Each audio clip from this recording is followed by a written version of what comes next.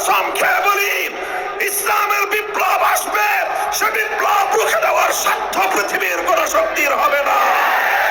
সে বিপ্লব যখন আসবে, দিল্লির লাল কেল্লায় কালেমার পতাকা উড়বে, চায়নার পিকিং এর পথে পথে আল্লাহু আকবারের ধ্বনি উঠবে, মস্কোর রাজপথে আল্লাহর বরত্বের জয়গান গাওয়া হবে, সেই স্বয়ং ওয়াশিংটনের মাথার উপর লা ইলাহা ইল্লাল্লাহ পতাকা উড়বে, ইসরায়েলের পতন ঘটবে, মুজাহিদিনদের হাতে কালেমার ঝান্ডা উড়বে, কালিমার ঝান্ডা উড়বে ইনশাআল্লাহ।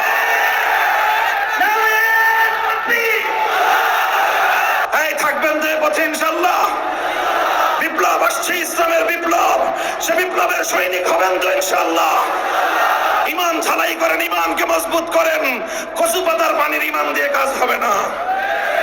পাহাড়ের মতো অটল এবং অবিচল ইমানকে অর্জন করুন, বুকের মধ্যে সাহস সঞ্চিত করুন। ইনশাআল্লাহ আপনি যদি হকের উপর অটল থাকেন, সাহায্য করবেন কে? চিৎকার করবেন, সাহায্য করবেন কে?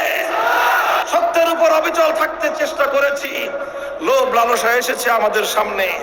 জিজ্ঞাসা করা হয়েছে, হুজুর কোন আসন থেকে নির্বাচন করতে চান? পরিষ্কার বলে দিয়েছি, এই ধরনের কোন আসন ফাসনের চিন্তা মামুনুল হক করে না।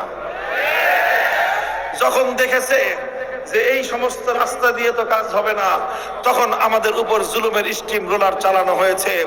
এমন কোন নির্যাতন নেই, জুলুম নেই যে 3 বছরের মধ্যে আমাদের উপর, অন্তত দুর্বল মানুষের উপর যেই জুলুম চালানো যায়, তার প্রতিটি জুলুম, প্রতিটি অত্যাচারের পরীক্ষা আমাদের উপর দিয়ে চালানো হয়েছে। আমাদের বিশ্বাস ছিল, আমাদের ঈমান ছিল, আমাদের ইয়াকিন ছিল, যদি আর একটু সময় যদি আমরা ধৈর্য ধারণ করতে পারি, আমরা আখেরি যুগের মুসলমান, আল্লাহ আমাদের পরীক্ষা সহজ করবেন, আল্লাহর সাহায্য অতি নিকটে আসবে।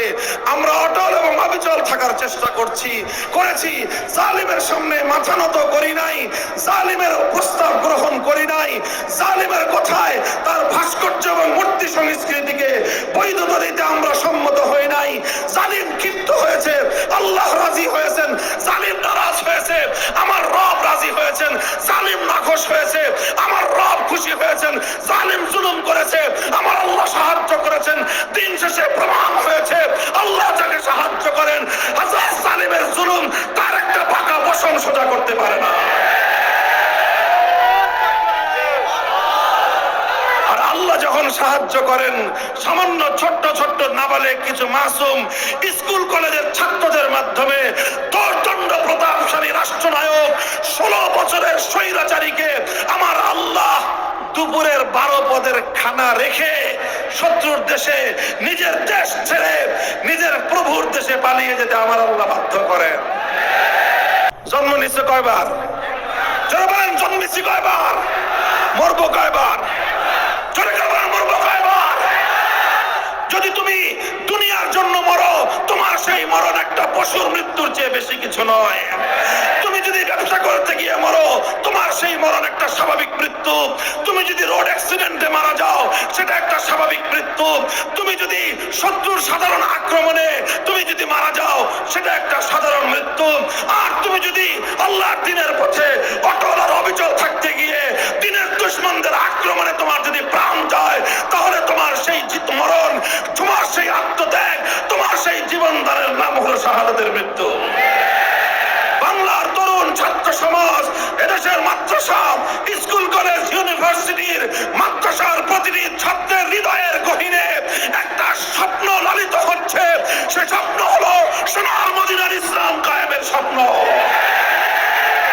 আগামীর বিশ্ব হবে ইসলামের বিশ্ব, একটা বিপ্লব হবে ইসলামের বিপ্লব।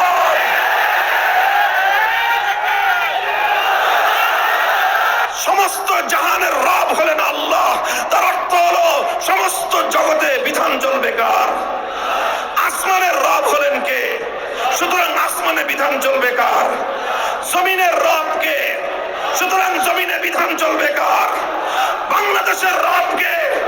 সুতরাং বাংলার এ মাটিতে বিধান চলবে কার? বঙ্গভবনের রব কে? সুতরাং বঙ্গভবনে বিধান চলবে কার? গণভবনের রব কে? সুতরাং গণভবনে বিধান চলবে কার? জাতীয় সংসদ ভবনের রব কে? সংসদে আইন চলবে একমাত্র কার?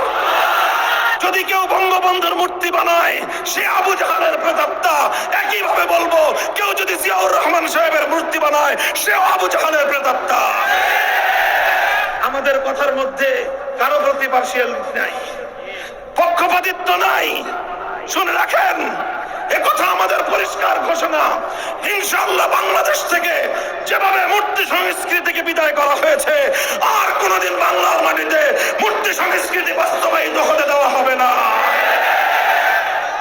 সেই মূর্তিটা বঙ্গবন্ধুর মূর্তি হোক, সেই মূর্তি জিয়াউর রহমানের মূর্তি হোক, এমনকি সেই মূর্তি যদি আমার বাবার মূর্তি হয়, সর্বপ্রথম সে মূর্তি আমি নিজ হাতে ভেঙে গুড়িয়ে দেওয়ার জন্য মাঠে নামবো।